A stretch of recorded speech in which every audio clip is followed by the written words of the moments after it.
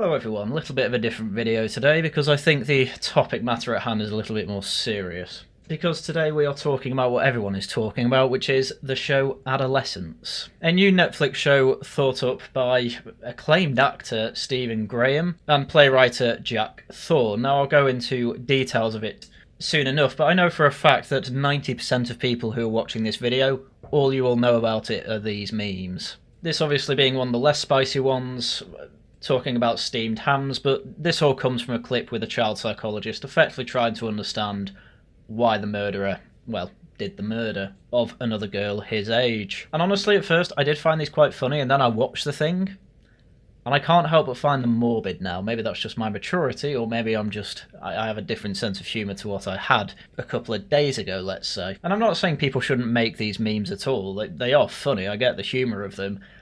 I just think the show was very good. And a lot of people, again I'm using that word, on the online right, or at least on Twitter, are effectively dunking on the show for a couple of reasons. The second of which I will go through in depth because I think it's actually somewhat fair. The first one, however, is just frankly race obsessed. So, in reply to a clip of the show, someone on Twitter has obviously put, "The murderer who inspired this was sentenced last week, by the way," and obviously it's a picture of a black guy. And it's true. This is one of the stories that inspired this. The other was of a murder of a girl in Liverpool, and because the suspect was so young, we actually don't know who it was, but given it was in Liverpool, and it's 84% white, I think it is a fair guess for anyone to say probably white murderers. Either way, having watched the show, race barely comes into it at all, and in fact I think it was written largely in a colourblind fashion, as the show's really not too bothered about that aspect of things. One, because obviously left-wingers are uncomfortable with talking about that, but secondly, because there's a lot more around this issue. And in fact, another reason I think it was colourblind, I'm seeing people try and say it's an anti-white show. It's not an anti-white show, as the only scene that doesn't have male-on-male violence has a black girl sucker-slapping a white boy.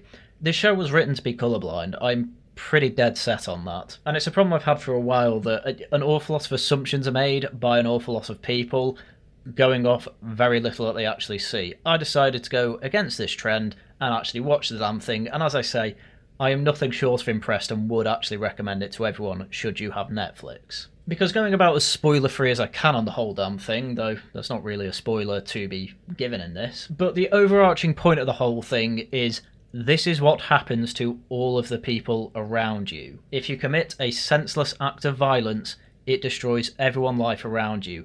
Those people that you don't think like you, their life completely gets turned upside down. Your teachers in school, they have to deal with the whole damn thing and frankly cannot believe someone that was in their care for hours a day could end up doing something like that and they end up feeling like a failure. Your own family gets destroyed. The people who have to investigate you, they get destroyed as well because they simply cannot believe something like this happens. And the conversations within the show around why do boys do this, yes, it's an awful lot to do with social media. The terms red pill and blue pill are dropped. Andrew Tate is also name dropped as well.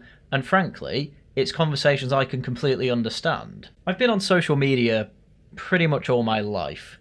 I have seen what it can do to people. And not only that, but ignoring the mainstream narratives on all this for a minute, I hear through my own friends who are teachers, through friends who have friends who are teachers, who have family who are teachers, that Andrew Tate is actually, frankly, talked about by everyone and is actually a bit of a problem. Now, I am not clued up on what Andrew Tate says. I do not know what specifics Andrew Tate talked about in his videos. I don't bother with him because I thought he was a nobody, but clearly it's something I probably should have been clued up on to have this conversation. Because it's a name that just keeps popping up outside of the mainstream far too much for my liking to think that the mainstream are basically trying to feed you a load of lies on him. You know, the man's wanted in multiple countries for suspected rape or human trafficking or beating women. Doesn't really matter. Take your pick. He's not a good man and not a role model you would want. And the parts of the show that do name drop him and talking about it, it comes up in 2 episodes for about not even 5 minutes at the most. And it's not done in that cringe Hollyoaks way. For those of you who don't remember, there was this famous clip and scene going about with a dark web search for incel black pill ideology, with a hyphen put between incel and black for some reason rather than black and pill, even though that alone is only one word as well. However, this was clearly a show that didn't really know what it's talking about.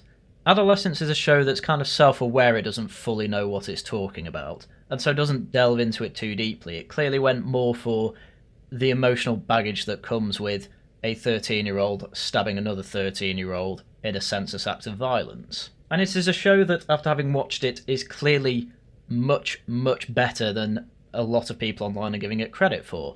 Again, I watched the whole thing, first episode, all about what happens in the police station when you're arrested on suspicion of this murder. It's very stressful, it's very uncomfortable, you have basically no privacy whatsoever, everything's up in the air, your family don't know what's going on, and the police officers understand it's an uncomfortable situation and try and make it as easy as possible.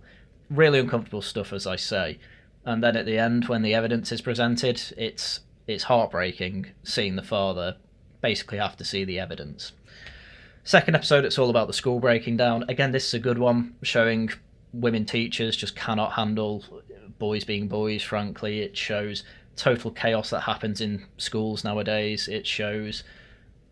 It goes a bit into how social media affects school dynamics and things like that. Every kid's on smartphones quite a lot, and they have their own language through emojis and things like that, which, you know, to a lot of us it may seem cringe, but a lot of boomers aren't going to know this, and frankly it's true as well. And you end up seeing the site of the poor girl's death, and it's absolutely full of flowers, and it frankly invokes emotions that I have felt rather recently, having lost someone that young close to me recently. Third episode is where all the memes come from. It's the child psychologist with the murder episode. Again, I think I do genuinely think it's quite a good episode, trying to get into the psyche of young boys, not really knowing their place in the world, not really knowing who their role models are supposed to be, what they're really supposed to act like. Though I will say the one issue with this show I will give is that the murderer has a dad.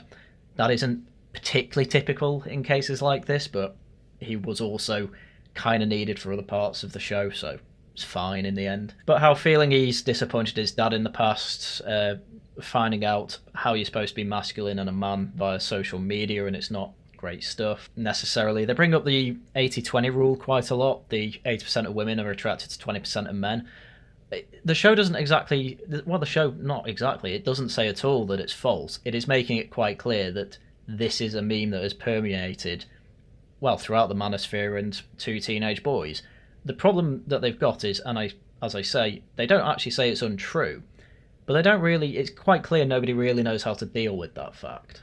And anyway, the final episode is all about how the family are, well, dealing with the fact that their son and, obviously, brother has ended up being a murderer, trying to ignore the elephant in the room, and it just comes out in vents, in really, really angry vents. And it's acted incredibly well, it's written incredibly tightly, the whole thing's believable, and I think this is something that we are not going to have a good time dismissing. And this is why I'm trying to come at this show accurately and talk about the meta of the show a little bit more good faith than trying to dismiss it outright. Because I think it's about time we talk about what the writers have to say about this. So here's a clip from BBC Breakfast. You mentioned at the start of the interview you hope people pay attention to this. Yes. So parents, teachers, government. Yes. What would you like them to pay attention to? Well, in Australia, they're doing this thing where they're implementing this digital age of consent, and they're trying to, and that would mean making it the social media company's responsibility to prevent kids accessing social media until they're age 16. Now, I've said for some time that's not actually a bad idea. Making it responsible on the social media company, probably a bit too far, but I would certainly say parents should be making sure their kids don't have an account. Obviously, the problem with that is, well, the parents that aren't going to bother, they're going to have kids that have it. That makes everyone else jealous. They end up as the cool kids. I understand the social stigma. However, as I was growing up, social media was only really starting to become a big thing around when I was 16. The odd person had their Facebook profile, usually those with older siblings. My sister made mine when I was 13. Never really used it properly till I was about 16, and then I basically stopped using it after uni. Instagram I never really bothered with. Real life stuff just, it never ever really interested me. I was always a little bit more of a recluse, as you could probably tell. But unfortunately, I saw it with my own eyes. It brought in an entirely new way to bully people, and it's very much more a, let's say, girly way to bully people. It's all through emotional damage. It's all through bitter, vile, nasty words, where typically you're seeing the bullying. And the show does actually go into that, by the way. It makes it quite clear the girls are better at bullying than the other way round through social media. So again, I would say it's hitting the nail on the head in a few areas of this conversation. It's the conversation around it that kind of ruins it, and I'll go into why. We need to be doing the same here. That researching this show required going into the darkest holes of the internet. It doesn't take long to access. And these kids are being polluted by this stuff, and we need to stop that pollution. And parents can do a lot, schools can do a lot, but actually I think as a parent of a almost 9-year-old, we need government to do something. Yeah, this is why people have been saying it's complete propaganda, because the first thing you do when this show's out is the writers say, government, please do something about all this, ban social media, Online Safety Act, blah de blah de blah de blah. Totally get why you'd be sceptical of it. I was too. I went into the show thinking, right, I'm going to go through it, let's pick out where the wrong parts are. You end up going through it, it's actually written a lot more fairly than that. And my main conclusion is, well, it's got to be death of the author here. What we're told the point of this show isn't what's actually shown in the show. Because, you know, what is government supposed to take away from this show where it's effectively saying there's a new dynamic to bullying? That's largely what this show is. And then another point in the whole thing is, well, he just got a kitchen knife and stabbed her with it. So it's not even going into knives should be stabbed. This is all a conversation around social media, which I totally get why we're on the side of don't overdo it, because we all kind of rely on social media to, well, permeate our ideas. And it's right to say that, unfortunately, really bad ideas are going to be spread as well. The problem you have is, when you have these boys in school, and I remember this vividly, the girls would all typically like the same group of boys, and it would be 20% of the boys. So this 80-20 rule is absolutely true. The problem is that bottom percent of women are either unattractive or still not attracted to most of the boys who need to see things like this. And if you say, oh, this is a bit of a self-report on your side, yeah, it is. I wasn't great with girls at school. You could probably tell. However, I would argue that I had a very loving family who did largely pay attention to let's say, how I was doing, and would put me on for sports to fill up my weekend, wouldn't just let me sit and play games every evening, which I definitely wanted to do. That was just kept to the weekend. Largely, they were very good with my upbringing, and as I say every now and then, thank you very much, parents, for that. I was very annoyed at the time, don't get me wrong, but ultimately it's made me into the man I am today. There's that beautiful saying, it takes a village to raise a child. And Jack twisted that narrative a little bit, and Jack said, it also takes a village to destroy a child. So I think we need to, we're all accountable to some extent. Genuinely, I'm on the side of, well, yeah, this is true. I mean, again, thinking back to my upbringing, it wasn't just my family bringing me up. It was, friends and extended family at church. It was teachers. It was people running the sports that I did when I was younger. In lots of ways, as I say, I appreciate I'm very lucky. And it goes into the show how the father tried to get the boy into, well, doing sports, specifically football, but he wasn't very good at it. Well, guess what? I wasn't very good at it, so I ended up going in goal as well, though I was quite good at that. However, if I had a bad run, my dad would take me to the park to do, he got a booklet on keeper training and would get me to do it for 2 hours. It was good stuff. And he does admit that, well, with the stress of life, business taking off, things like that, he had to turn his attention away from his boy, unfortunately. And there is an appreciation in the show that the parents, to some extent, can be at fault, and he even blames himself partly for what happened. And clearly what I'm saying is a lot of care went into this script, and it's not just pure propaganda like some people say. However, that whole narrative ends up getting ruined with, things like this. Everyone is talking about Adolescence, the series by Knowsley's own Stephen Graham and Christine Tamarco. It highlights online male radicalisation and violence against girls. See, it highlights it, but I really wouldn't say it's the main point of the show. I'd say the main point of the show is this is the result of what happens to those around you when you do this. As I say, I think it's also very, very sympathetic to boys. I think it makes it quite clear where else can they go. I think it makes it quite clear that they at least understand that the online space seems to be a very attractive port of call for them. It's not a show that is really giving answers or, let's say, pushing messages on you. It's even a show that says girls might bear some of the responsibility here. They say the boy who murdered the girl was bullied for being called an incel. I think that is a very sympathetic look into this entire problem. I think just saying it's boys being radicalised, I don't think that's fair on the show, and I don't think that's what it's necessarily highlighting. Unfortunately, NPCs don't know any other way to take the message away from this.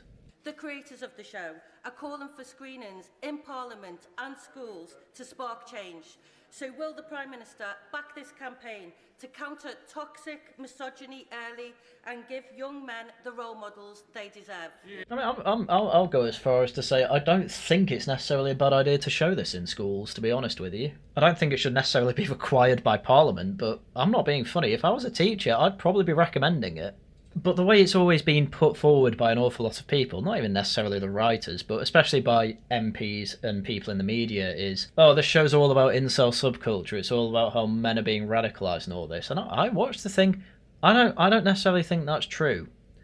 I think it's a bit of a Rorschach test for people, and people are really giving away their biases, and I don't think that's necessarily a good thing for anyone involved. Coming at this unbiasedly as possible, it's a really good show.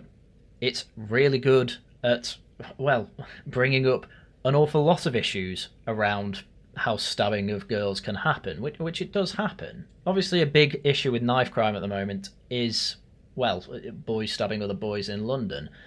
And I don't really think... I think this show was conceived of and created before the Southport killing. I don't think it's really anything to do with the Southport killing. And I think it's just using a very extreme example of what can happen in Andrew Tate's fears and things like that. I mean, again, another reason I'm quite convinced Andrew Tate's actually a massive problem in all this is because I did a Politics Joe Vox Pop React a couple of weeks ago, and it was going around Luton talking to people about Andrew Tate.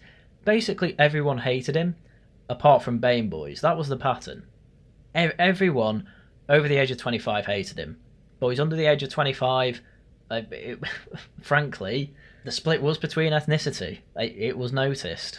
Which, again, you can say, oh, well, they used a white boy here. So I'm sure white boys also like Andrew Tate. In fact, I know white boys like Andrew Tate. Teachers tell me all the time. And obviously, stabbing a girl's a massive extreme example of this. But from what I can tell, there is obviously a massive gender split going. It's not every boy who's going down this route. It makes it quite clear that not every boy, in fact, it's rarely any boys going down this insane route. A lot of them take the whole thing as a joke and are, well, very cordial with the girls. It's made clear in the show. As I say, it's being very fair. It's taking an extreme example because the extreme examples, frankly, are showing us where issues are, because nobody obviously should be being stabbed. But coming to Parliament and making it out like this is a mass issue with every boy, very, very bad way to go about it. I can see why people are seeing this show as propaganda. In reality, I don't think this MP actually watched it, and if she did, it was a Rorschach test and she was putting all the biases on the show. Yes, and at home we are watching Adolescence with our children. I've got a 16-year-old boy and a 14-year-old girl, and it's a very, very good documentary to watch, or drama. Yeah, as I say, probably not a terrible one to watch with your kids. This violence carried out by young men, influenced by what they see online, is a real problem. It's abhorrent. And we have to tackle it. We are putting in specialist rape and sexual offences teams in every police force, doing work on the 999 calls. Bit of an odd response to that question, I'm not going to lie. It's a very good show, by the way. There are specialists for special type of crimes on 999 calls. Okay, what did that have to do with the question, though? This is also a matter of culture that I think it's important that across the whole House we tackle this emerging and growing problem.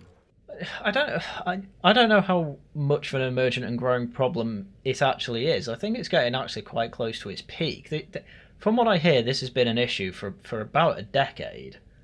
And I don't necessarily know if it's growing anymore. Now, that's not to say it's not an issue that shouldn't be dealt with. I do think it's bad that boys don't have a good role model. I think it's very bad when boys don't have a father, or at least a father figure. But the problem is, whenever it's asked, well, what does make a good father figure? What does make a good male role model? Well, you see, the problem is that I don't think an awful lot of people really understand the deeper question being asked here. Because this is a problem that's actually about fifth order or something like that. I think the real problem here is largely the breakdown of the family and the breakdown of social order, which is, again, largely enforced by the police. And just a breakdown of a, well, a community spirit, I guess would be a good way to put it. As I say, as I keep looking back, it's stuff that I've realised I have been taken for granted. And it's something that I think, especially my brother who was on Laughing at the Guardian the other week, but it's something that he's quite clearly realised since, well, having his own child. It's, oh, all this stuff that our parents made us do, there is actually good use to it. It was just hard for them to really appreciate and say, because it was just the normal thing to do. But now we've lived through a world largely where it's breaking down, especially because he lived in London. We realise the truth in it takes a village to raise a child. And, well, if a child isn't raised by the village or is rejected by the village, he'll burn it down to keep himself warm. And the issue in the show quite clearly is saying, well, the boy detached himself from his own community, friends and family. Obviously he did have some friends, and that directly led him to do something and have a mindset he probably shouldn't have. But anyway, furthering on the conversation to what the writers have to say. He was on Newsnight with a few other male influencers, and, well, here's just a few clips, so we'll go through the first one. Jack Thorne, tell our audience about what's happened to you because of the success of Adolescence in the last few days. Well, it's been very interesting, you know, that I've been on the television a little bit. What's been happening in the last few days is my picture is being circulated with questions as to my masculinity.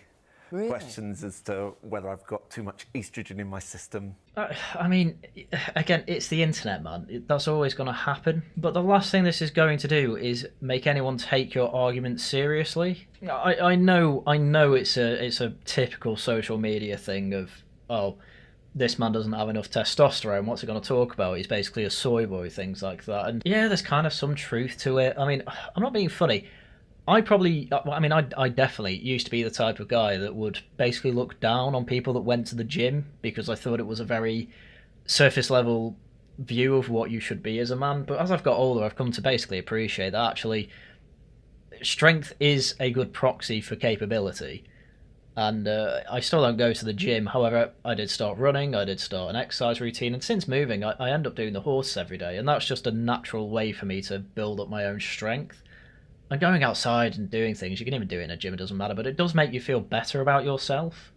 And the science behind that, I don't really want to get into the detail of. However, there have been people in the past who aren't necessarily strong, but have been, well, capable, we'll say. And they can be the artist type like this guy. They can be advisors to other people. Effectively, they're a scholarly class of people, and they can be capable.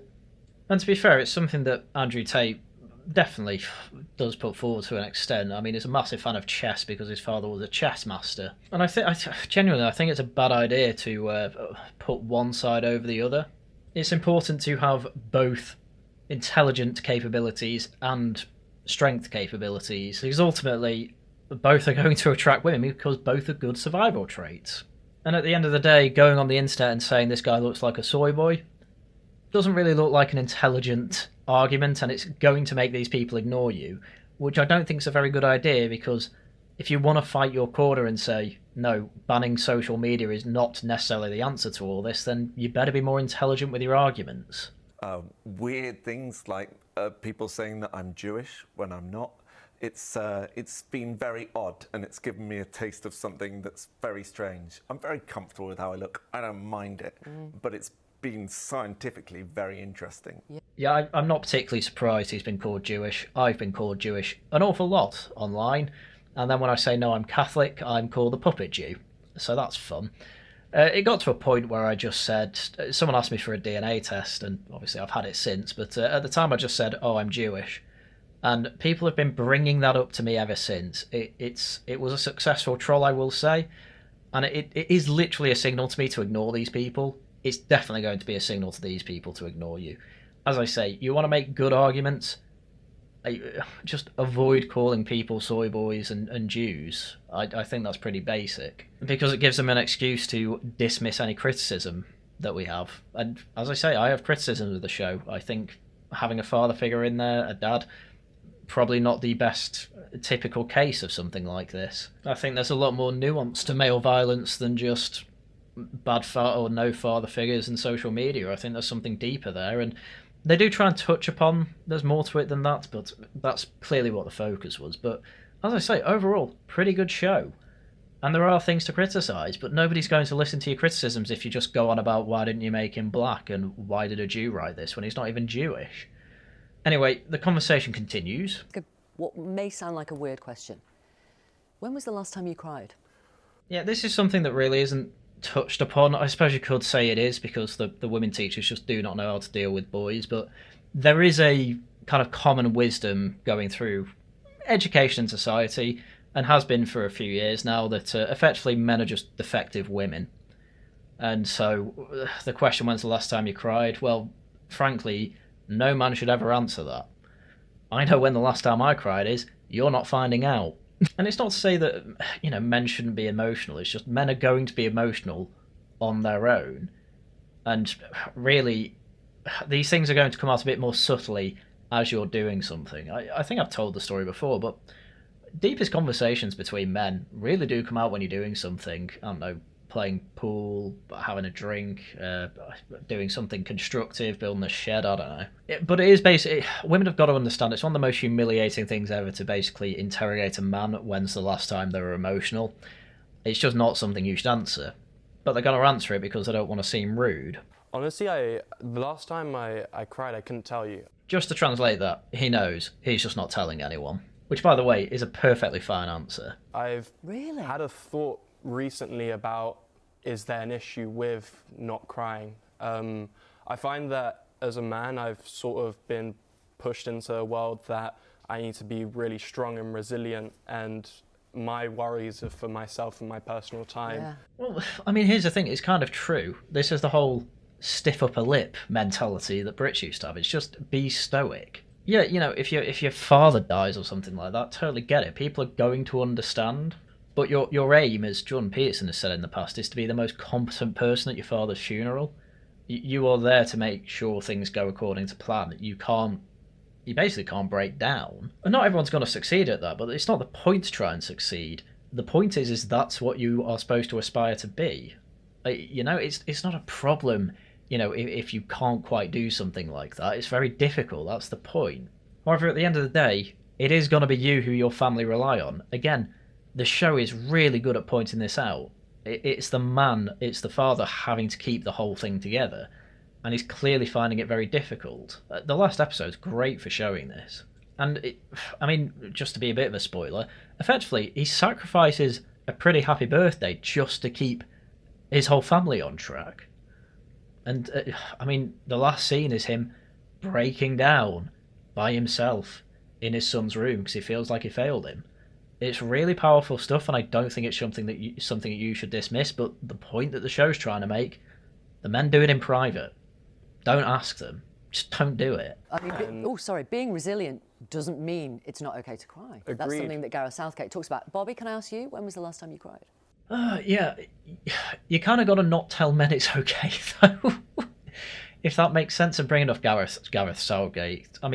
Gareth Southgate's being put forward by the establishment as the role model for people, but he's just not the greatest person for that. You need to find out who these boys are going towards, and it seems to go one of two ways, to be quite frank with you. It's either Outdoor Boys that everyone seems to love. Outdoor Boys is the type of channel that I mention. I'm not even putting a clip up this time. It's the type of channel I mention and everyone's like, oh yeah, I've seen him, I love him.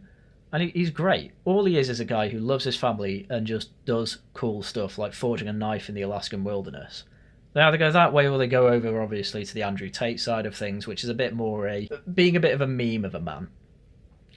Showing off the surface level muscles, stuff like that, screw women, stuff like that, where you go the other way. And Outdoor Boys is just a guy who brings along his woman, to some of these campouts. Shows he's very deeply in love with her, constantly shows her affection and says, come on, why don't we do this with the boys, it'll be fun, and she's always up for it. It's like a perfect vision into a family life that most people would want, and I know it's all for the cameras, they'll have their issues like every family does. But the point is that Gareth Southgate's kind of another surface level masculine figure like this. What's he done? Managed a team and always bottles it in the last second, and then instantly deflects criticism to online space and things like that. It's not great. I'll go through it quickly at the end, but yeah, bringing up Gareth Southgate, not great for the establishment, I'll say that much. Same with Leo, I can't really remember. Same deal. He'll remember, he just doesn't want to say. It's fine, by the way. Similar to them, I don't cry often, but the last time I remember was I was in second year of college and I lost a classmate to suicide, and it struck something in me and then I felt happy crying. A lot of times I feel sad. As in it was relief? Yeah, it was relief. A lot of times I feel emotion and I look at myself, why can't I cry? Losing one of your friends to suicide, that's obviously going to elicit crying. Again, that's totally fine. It's just not something men necessarily want to talk about. If you want us to talk about it, fine. But I don't think anyone's going to see you as less of a man for crying about losing a peer. But this whole thing is Victoria Derbyshire trying to encourage these boys to talk about their emotions, and it's just, again, it's showing that the complete lack of awareness of what the actual problem is. You know, do you really want a role model that teaches boys, cry all the time? Which, okay, that's a bit of a meme argument back, sure, but seriously, it is better to have a stiff upper lip, because it basically teaches boys to not let their emotions control them, and that's what men are supposed to be. People who can, handle a situation without being bogged down with the emotion of it at the time. After, fair enough, but you do it to yourself when no one's around, as happens in the show. Who's telling you to suppress your emotions? I feel like it's not necessarily someone directly telling us to suppress our emotions. I feel like just everything you just around feel us. that. Expectation. It feels like an expectation from the world. I mean, that's because it is an expectation from the world. To be quite honest with you, think about what it really means to not necessarily suppress your emotions, but suppress them to let them out later, I think is a better way to put it. You need to suppress your emotions while you're doing something, so you make sure you're not doing the thing wrong. Because getting emotional can make you, make bad decisions. Again, an example in the show, the dad ends up having on the side of his van the word nonce written on it, and it's a nice van with like a graphic on and all that, so he's covered that, and obviously he gets annoyed at that. He's then stressed because there are people in the shop where he's buying paint to cover it up, noticing him, talking about the case and all that, and it's clearly getting to him. Anyway, long story short, he gets really annoyed and just throws the paint over the word nonce. It's spelled incorrectly, by the way, making it funnier, because he's venting his frustration, and then there's a security guard saying you ought to clean up that paint, and because he's a scouser, he's like, no, I'm not doing that, I've paid for the paint, what have you. Just basically making a scene and making bad decisions, as I say. But this is the thing, it's not just sadness and, sorrow that you need to hide to the point of hiding your tears. It's also supposed to be frustration, your anger, hell, happiness in some circumstances as well. You know, the type of thing of don't count your chickens before they've hatched type thing. Be happy once the whole thing's over, rather than in the middle of it. I mean, you know, you can have a small smirk to yourself if you score a goal or something, but if you end up losing 14-1, fine, you can have a bit of a smile, but don't let it distract you from the rest of the game. But this is what I mean. All of this conversation goes on to sadness because women are typically more neurotic. They have more negative emotions. And so it's really strange to them that, one, men don't have as negative emotions as women, typically. And two, when they do, they are also better at hiding it because, the expectation is there, because to be competent, you can't break down and cry. Simple as that. Sometimes you have no choice. Fine. If you need to do it, dust yourself off, get back to what you were doing. Everyone has something they need to do to vent. It's totally fine. It's really annoying how we're still having this conversation because there are a lot of women that just don't understand this is the case. Men and women are different. We're very similar in an awful lot of ways. But the ways we're different, we're really different. And it needs to be appreciated. We are who we are because of every little moment that we have in our lives. That's what defines me compared to you. I feel like to guys, we may be treated a certain way that evokes an idea that we have to be extremely strong and upfront and here as a man, and I'm going to be composed at all times. Yeah, once again, that's the ideal you're going for. If you fail at it, you're no less of a man necessarily. I mean, you kind of are, but you're not at the same time, because another aspect of being a man is self-improvement. So the next time you do actually compose yourself and manage to stay composed, well done. You've succeeded. It's a good thing. You should be proud of that fact. I feel like One of the easiest things with social media is that it's so accessible. It's got to do with you and your phone. That's it. So, oh yeah, it's really bad. You know, I've been told by multiple people in my family to effectively stop being so addicted to my phone, and I totally get it. And again, it's something I've improved on over the years.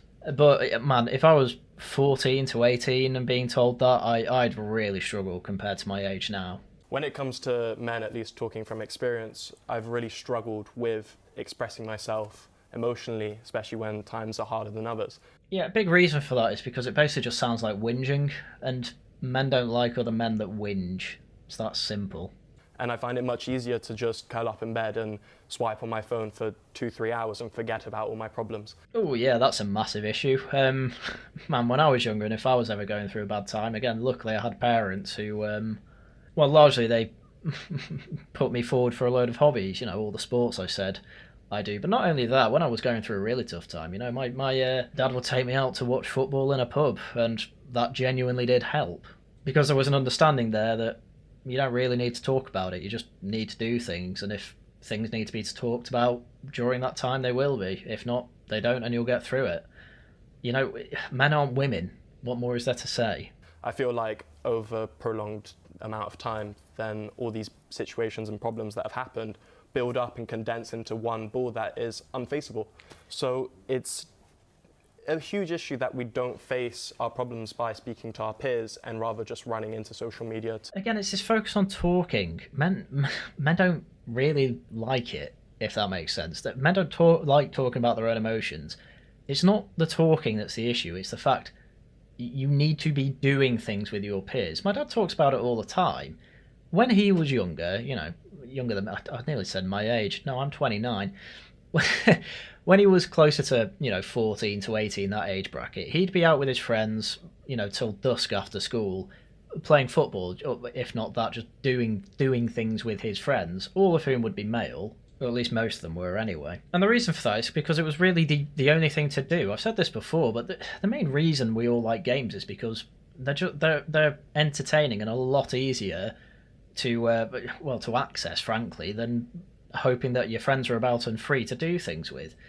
Even then, when I went over to friends' house, a lot of the time it was to play games or watch films. You know, I had some lazy friends, by the way, who, look, as I got older, I made more active friends, and it's ended up with me, you know, being better at football than I was, being more willing to go outside more than I was. As I say, I was a bit of a recluse when I was younger, not due to anything in particular. I think it's just my introverted nature, which I've worked on and become more extroverted, amazingly. But this whole idea of men just need to talk more, it's missing the point. It's not what the issue is. It's that there's too many easy ways to, well, effectively not do what boys used to do.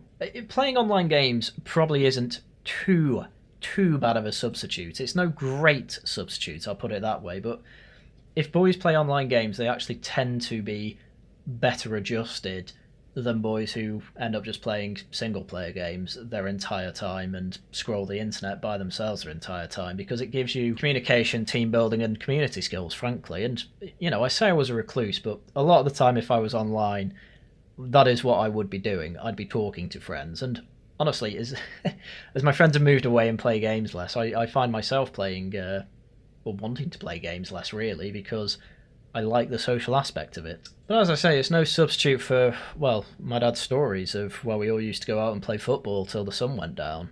And that would be them for hours upon hours in the summer, and then not very long in winter, where, well, he'd end up playing Monopoly with his family in candlelight because it was the 3-day week. And again, doing stuff with your family seems to be done less and less these days. Hell, everyone talks about it. When you're in a restaurant, young kids, they have a screen in front of them. Well, not... I've seen it less than I did during lockdown, I'll say that much, but really, screens should be taken off kids if they're out at a restaurant. That would be my position and what I do as a parent, but it's giving them bad habits, and I think it's only going to develop into worse ones. This is something that I think is really, really important. It struck a chord because it's something that a lot of people are feeling. How do we help our boys? How do we stop girls being harmed? I will say at this point, it is something that is kind of missed out on this conversation a lot, and I've done it myself, but there's a meme going around at the moment where you'll see a massive spike in economic, behavioural graphs, things like that, around 2020, 2021. That's when a trend will just start appearing.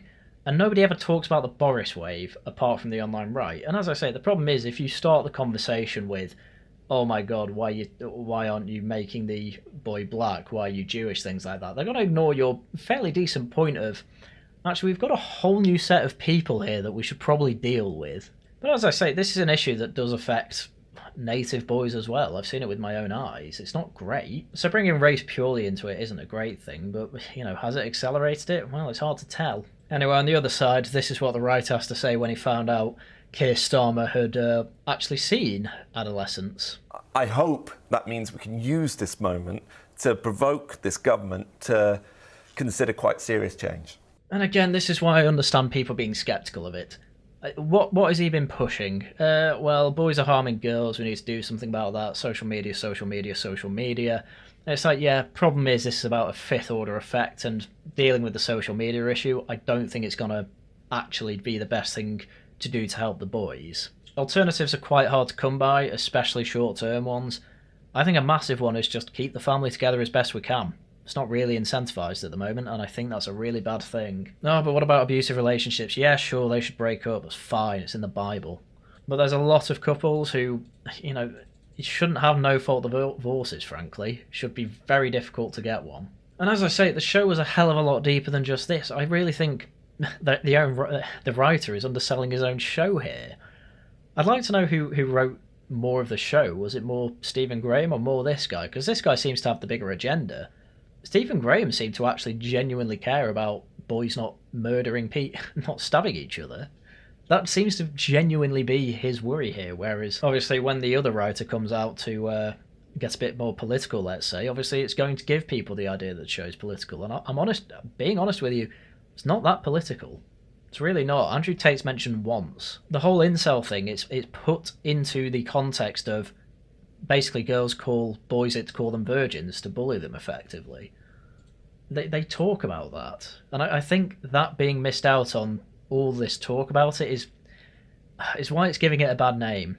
And I really don't think it deserves it. I think it was a good show. And even worse, you're now getting articles like this. Gareth Southgate rails against callous toxic influences in Dimbleby lecture. Ex-England manager worried by impact on young men. We need leaders to set the right tone. It's just, this is not something that you can manage. This is something that is completely emergent. This is bottom-up behaviour from teenage boys. Teenage boys who feel like they've been rejected by modern society. And just putting Gareth Southgate in front of them and saying be like him, it's not going to cut it. Frankly, if boys don't have their own father, odds are they're going to choose their own role model. There are alternatives, obviously. It's not ruined for everyone. And if they choose their own father figure, well, it's not going to be a great one. And the thing is, if your whole point is Andrew Tate's a really bad influence because no good father figures, maybe don't have a father figure in the show. This show is trying to touch on something deeper. And I unfortunately think one of the co-writers is trying to push his own agenda here, which doesn't really fit the show. As I say, it's a lot better than that. Anyway, I was so struck by this, I felt like this video needed to be made. Adolescence is good. I'd recommend it to everyone. It's 4 hours of your time. If the first one doesn't quite do it for you, fine. But at least watch the first one. Every episode is good. It touches on a whole load of issues. It's not just trying to bash young white boys. I'd go as far as to say that the show is written pretty colourblind, to be honest with you. Race doesn't even come into it. But I think that's where we're going to leave it today. So shill time, laughing at the Guardian on Saturday. Next Tuesday is Tosh Talks. I will put out the poll on the Worcester Club on Friday. Oh, that's tomorrow. If you want to help out the channel, do subscribe, leave a like and leave a comment. If you want to go a bit further, you can leave super chats and super thanks on any stream or video that I do. And you can also become a channel member, either on here or the Worcester Club, doesn't really matter. So, with that, that's everything I had for you for today. Once again, thank you very much for watching, and until next time, goodbye.